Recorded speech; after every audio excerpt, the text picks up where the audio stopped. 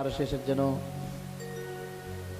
अश्वमेध यज्ञ के द्वारा इंद्र पुनः निष्पाप हुए हैं। परीक्षित जी ने प्रश्न किया सुखदेव जी से, गुरु जी ये बतावें ये दानव पूर्व जन्म में कौन था? ध्यान से सुनिए, बड़ी अच्छी कथा है।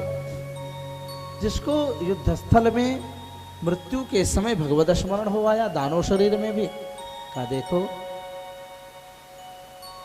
सूरसेन के एक राजा थे, चित्रगुप्त जिनका नाम था, चित्रकेतु जिनका नाम था। इनकी कृतद्युति आदि बहुत रानियां थी, लेकिन निसंतान थे। अपने गुरु अंगिरा की कृपा से एक फल पाया, बड़ी रानी कृतद्युति को दिया। फलस्वरूप एक पुत्र रत्न की प्राप्ति हुई। और जिस दिन से बड़ी रानी कृतद्युति के यहाँ पुत्र रत्न प्राप्त हो गया, राजा बड़ी रानी के महल में ही रहते हैं, अन्य रानियों के यहाँ जाना बंद कर दिया। सपत्नी नाम अघम महत, सौतिया डा हो गया अन्य रानियों को। जा दिनते बड़ी रानी के यहाँ ये पुत्र क्या पैदा हुआ, राजा तो मेरा तिरस्कार दासी से भी ज्यादा कर रहे हैं।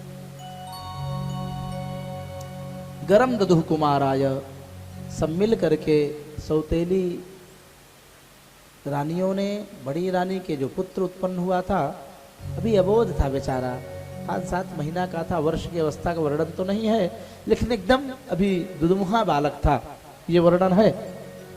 और चुपके में सोते हुए उस बालक को जाकर के राजा रानी न देखें, इन सौतों ने जाकर के गरम दधु कुमाराय, उस अबोध बालक को विष पिला दिया, जहर पिला दिया। मर गया वह बच्चा, ऐसा सोया कि फिर जगने के लायक न रहा हुआ। काफी समय हुआ, जब दासियां जगाने लगी, चद्दर हटाया तो देखा तो भारत तो मरा पड़ा है, मुख से झाग निकल रहा है, निश्चेष्ट पड़ा हुआ है, शरीर काली पड़ गई है। बड़ी तेजी से चिल्लाई हैं दासियां। राजा रानी भागते हुए आए, श्री पुरवासी भागते हुए आए हैं। फूट फूट करके मरे हुए बालक को देख करके राजा रानी चिघाड़ करके रोने लगे।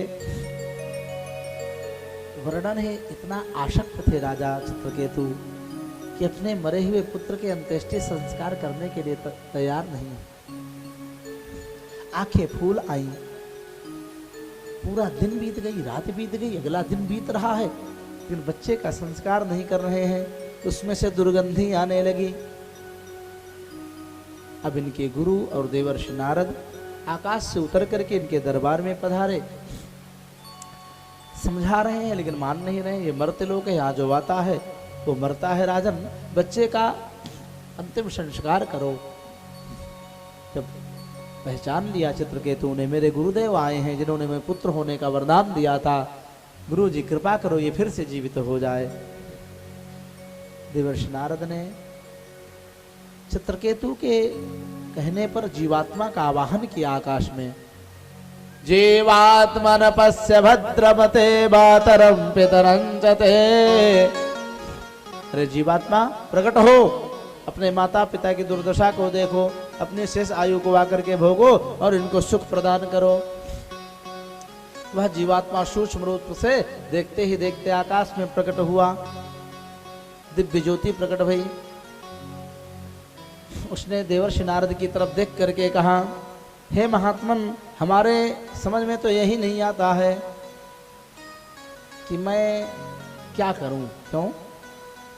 क्योंकि जनमन्यमी मह्यम मातरम पितरो भवन कर्मभिर्भ्राम्यमाणानां देवतिर्यन्द्रयोनिषु। हमारी समझ में ये नहीं आता है देवर्षि कि मेरे कितने माता पिता हैं, अनेक प्रकार की योनियों में प्रारब्धानुसार मैं जन्म लेता हूँ, मरता हूँ। हजारों लाखों माता पिता हमारे हुए और मैं भी लाखों का पिता बना। ये किस जन्म के हमारे माता पिता हैं, थोड़ा आप हमको ये बता दो पहले। अब माता पिता सुन रहे थे जिस बच्चे के लिए तड़प तड़प के रो रहे थे 2 दिन से। अरे जिस बेटे के लिए मैं तड़प रहा हूं, हमको पहचानने से भी इनकार कर रहा है, मना कर रहा है।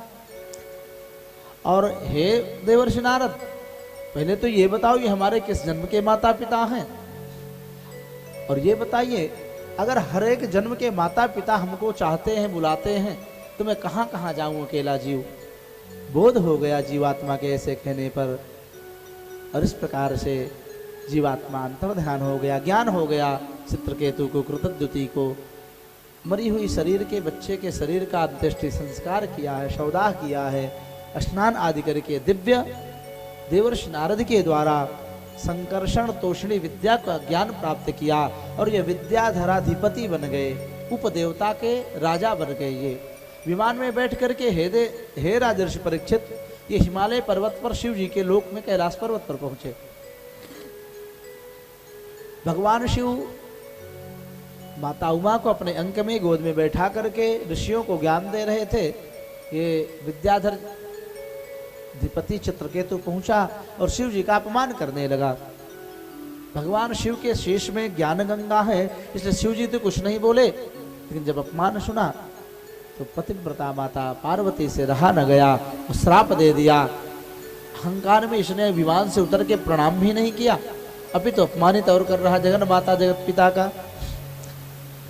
रे मूर्ख, तुम ज्यादा ही ज्ञानी बनते हो, तुम भगवान के पार्षद रहने के अधिकारी नहीं हो, अतः मैं तुम्हें श्राप देती हूं। आसुरे में आहे दुर्मते, हे दुर्बुद्धे, तुम असुर हो जाओ, दानव हो जाओ। वही चित्रकेतु पार्वती माता के श्राप से वृत्तासुर नाम का दानव हुआ, जो त्वष्टा ऋषि के यज्ञकुंड से प्रकट हुआ। और बाद में पार्वती माता ने उसको वरदान दिया था कि भले ही तुम दानव बनोगे, लेकिन मृत्यु के समय तुम्हें भगवत स्मरण होगा और तुम्हारा अंतिम जन्म होगा, तुम परम गति को प्राप्त करोगे। बोलो भक्तवत्सल भगवान की जय।